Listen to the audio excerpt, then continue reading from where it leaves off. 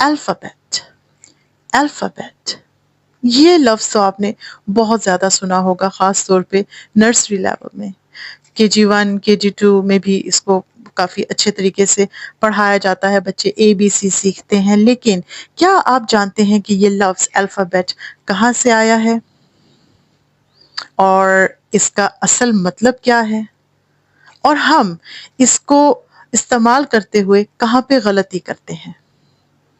چلے سیکھتے ہیں.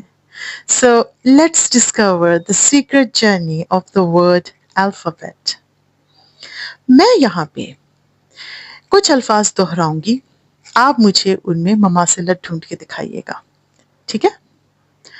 الفابیٹ، الفابیٹ، الفابیٹا، الفابیٹا، الف باتا، الف باتا.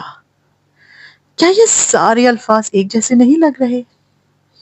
ظاہری بات ہے لگیں گے، کیونکہ ان سب کا منبع ایک ہی زبان ہے اور وہ ہے عربی زبان. جی ہاں، ہماری عربی زبان. دراصل عربی کے جو حروف تہجی ہیں ان کو الفبائے کہتے ہیں، الفبائے یا پھر الفبائے، اگر میں اس کو صحیح پروناؤنس کر رہی ہوں، الفبائے یا پھر الفبائے، جو کہ الف با تا پہ مشتمل ہوتا ہے. اس کے بعد لینگویج ٹریول کرتی ہوئی گریک پہنچی. آپ کو پتا ہے ہر زبان ٹریول کرتی ہے اور وہ وقت کے ساتھ ساتھ ایوالو ہوتی رہتی ہے. ہماری زبان میں نئے الفاظ شامل ہوتے ہیں اور بعض اوقات پرانے الفاظ متروک بھی ہو جاتے ہیں، ٹھیک ہے؟ ایکسٹنکٹ ووکیبولری بھی ہوتی ہے، نیو ووکیبولری بھی ہوتی ہے.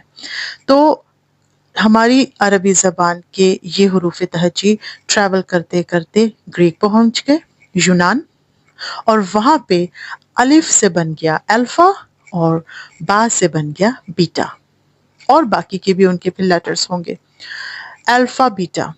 اور پھر یہ جو گریک انفلوئنس ہے یہ پھر یورپ اور انگلینڈ کے نواحی علاقہ جات میں بہت اچھے طریقے سے پھیل گیا، تو زبان بھی ظاہری طور پہ آئی.